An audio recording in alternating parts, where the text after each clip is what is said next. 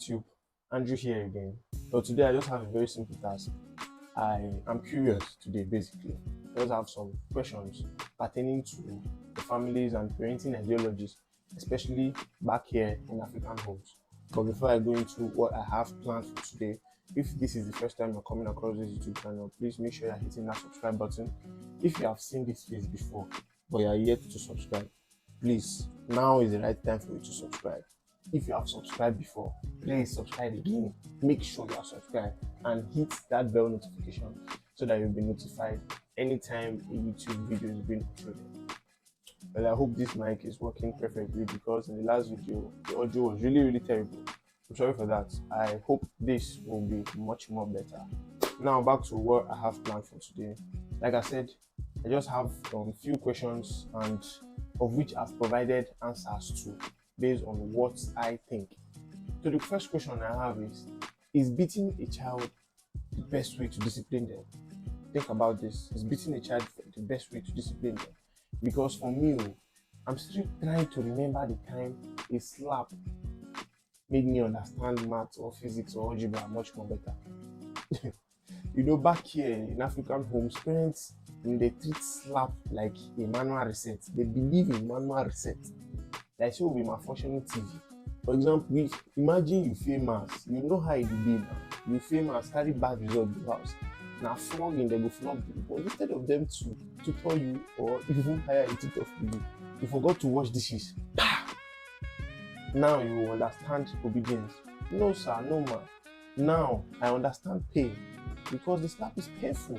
I feel that discipline is about teaching and not just instilling fear. A child that is constantly being beaten will obey, but is not obeying from a standpoint of them understanding why they are doing it. They are just obeying because they are scared or afraid.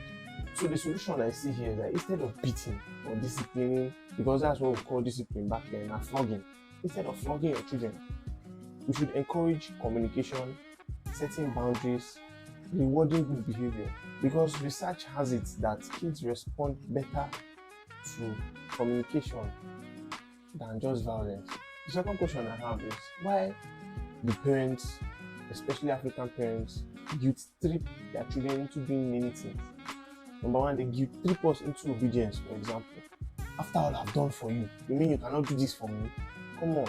Once you hear that phrase, after everything I've done for you, just know that you will soon be emotionally blackmailed. African parents will make you feel guilty for even being alive, for even existing. You refuse to go on an errand. That's when all the sacrifices they have made for you, they will bring it back to your remembrance. But excuse me, was I supposed to come out of the womb employed? I feel that respect is built on understanding and not guilt tripping. Just because someone or some people are your parents does not mean you should blindly obey them. So the solution I see here is parents should encourage or should teach children more about communication and respectful obedience because guilt tripping is like the wrongest of ways to make children obey. Okay, so before I continue to the third question, if you are yet to subscribe, this is just a reminder, please subscribe.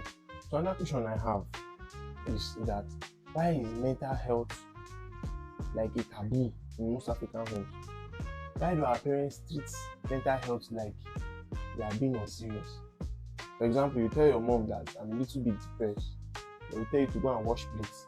That you are bored. That's why you are depressed. You don't know what you are doing. Come on, really? When mental health is real, just because you can't see it doesn't mean it doesn't exist. Many of our parents never learned about all these things. They never learned about mental health. That is why it's like a myth, like fiction to them, because they don't understand it. So the solution I see here is that mental health experts should educate families more about these topics and encourage healthy communication because kids need a safe space to talk rather than just being told to be strong. Another question I have today is why do parents care about what the society thinks about their children than their own children's happiness? You rather die miserable in that marriage than bring shame to this family. It's no news that back here, some parents would rather their children being miserable and respected than being happy and judged by the society. But let's not forget that happiness should come even before societal expectations. The society won't live your life for you. So why would you allow them to dictate your life for you? So the solution I see here is that parents should prioritize their children's happiness rather than what or societal expectations. What people think of you will never matter. But genuine happiness from within does matter. Another question I have for today is still relating to that guilt tripping. Why do African parents, when children reach a certain age, why do they guilt trip us into taking care of them? So, let me be your retirement plan all this while. For this part of the world, you get your first paycheck when your parents do like this. That's when you start paying school fees for one cousin you never know about. Once you try to say anything, after all I've done for you, that phrase, that guilt tripping strategy. But was I supposed to take care of myself when you gave birth to me? My responsibility now. You just did what was right by me. So the solution I see here is that instead of parents be tripping their children into taking care of them, they should teach their children financial independence and how to plan for their future. So the final question I have for today is that why do we children now grow up and tend to take care of our mothers more than the fathers? Mothers get the love and our fathers get the calls and the hellos. But it's simple. African fathers will ignore you all their life, and then they will now start acting shocked and surprised when you start taking care of your mom more. Fathers are always more mindful of the providing part. They always want to hustle and provide. They forget about the emotional connection they must have with their children. Most kids take care of their mothers more because their mothers were emotionally more invested in them. They're emotionally more connected to them than their dads. Why would they hear children talk? I'm more closer to my mom than my dad. Most children are freer with their mothers than their fathers. Fathers back here are always tasked with providing.